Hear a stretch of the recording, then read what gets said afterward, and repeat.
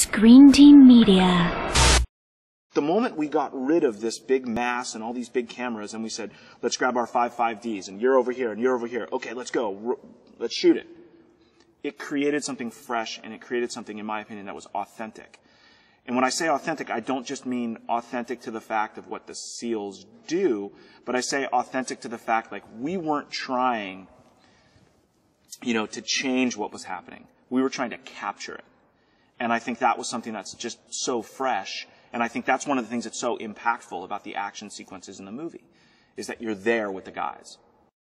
In terms of why we shot the families and we shot the guys with the families, I think it goes back to Scott and Mouse's vision of this authentic, experience. We ended up on a tarmac in North Island, Coronado, exactly in the place that these guys deploy from.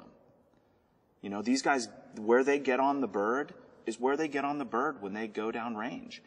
And we had them bring their families, and that just seemed natural. That seemed like the right thing. That's the film that we're making. We wanted to capture something real. And, I remember that moment where Scotty was sitting there with the camera. Mouse they were setting up another shot, and Scott was talking to the wives, and he said, all right, I need you guys to kind of go to, like, he's really about to deploy. And everyone just went, and all the wives are crying, and then Scotty's crying, and he's like, "Where's the camera? Where's the camera?" And everyone's just like clamoring to grab cameras, and that scene in the movie is absolutely real. Act of Valor is a glimpse into the heart and soul of what it takes and what it is to be a Navy SEAL. There are about 4 or 5 specific stories that we gleaned from the SEAL community that the film pays tribute to or pays homage to in terms of those events happening within the arc of our story.